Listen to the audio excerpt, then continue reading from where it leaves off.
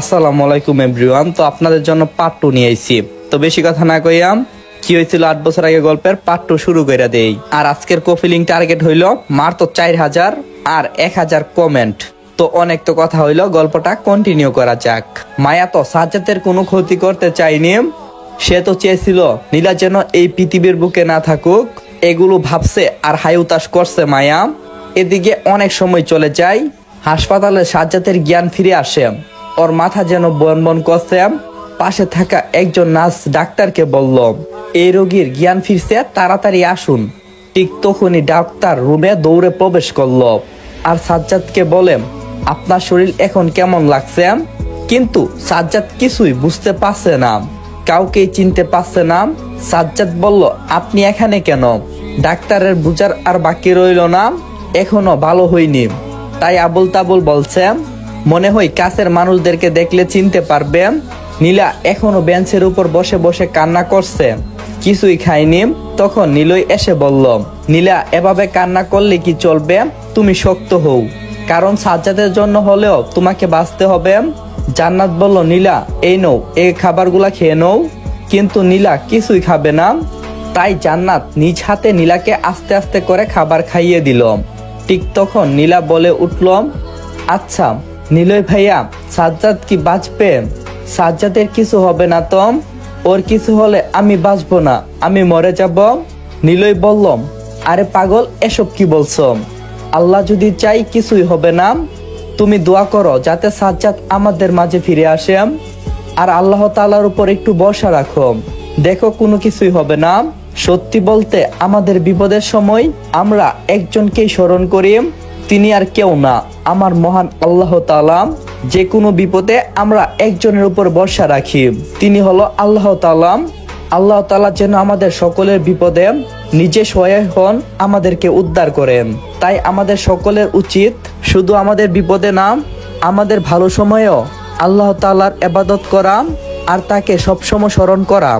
নীলয় নীলাকে কথাগুলো বলে সেখান থেকে উঠে, আর নীলা তখন জান্নাতের উপর তার মাথাটা রাখে, শুধু কান্না করে যাচ্ছে।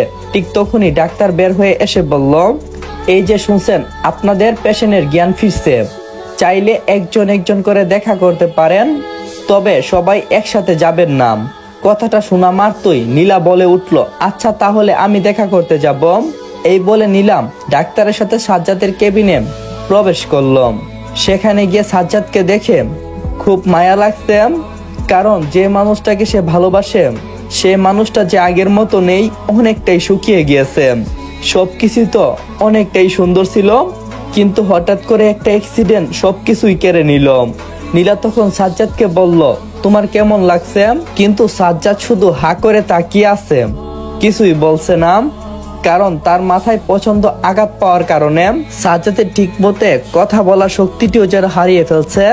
তখন মায়া বলল, থাক, কিছু বলা লাগবে না, তুমি রেস্ট নাও, আমি তোমার জন্য অপেক্ষায় আছি।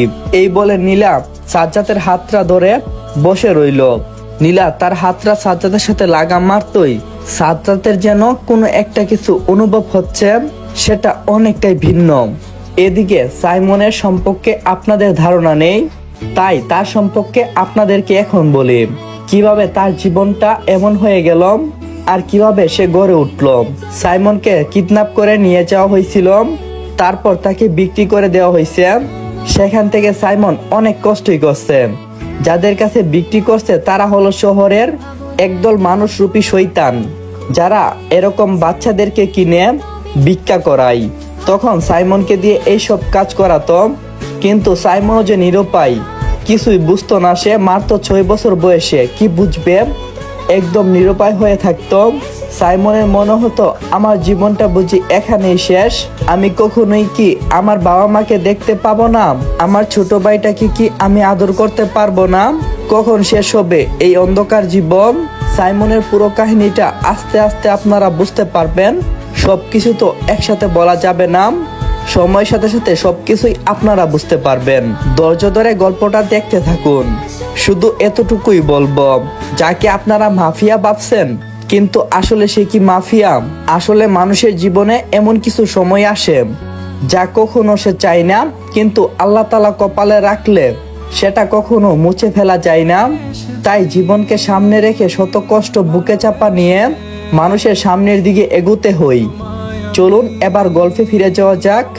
এদিকে সাজ্জাদের বাবা মা এখনো জানতে পারেনি যে সাজ্জাদের এখন এই অবস্থা, কারণ নিলয় এবং জান্নাত কেউ বলেনি। না বলার কারণটা হলো সাজ্জাদ কখনো চায় না তাদের সাথে আবার দেখা হোক, কারণ ওনারা ওকে অনেক খারাপ কিছুই বলছে, সেটা নিলয় খুব ভালো করেই জানে। তাই আর তাদেরকে বলিনি। কিন্তু নিলয় ভাবছে তাদেরকে একবার হলেও বলা দরকার। তাই নিলয় কি করলো, সাজ্জাদের বাবার নাম্বারে কল করলো আর বলল, আঙ্কেল কেমন আছেন? সাজ্জাদের বাবা বলল, হ্যাঁ ভালোই আছি, তুমি কেমন আছো? নিলয় তখন বলল, আঙ্কেল ভালো আছি, একটা কথা বলার দরকার ছিল। সাজ্জাদের বাবা বলল, বলো কি বলবে? নিলয় তখন বলল, আসসালামু আলাইকুম এভরিওয়ান, যদি এই গল্পের নেক্সট পার্টটা চাও তাহলে 4000 কপি লিংক আর 1000 কমেন্ট কমপ্লিট করে দিও।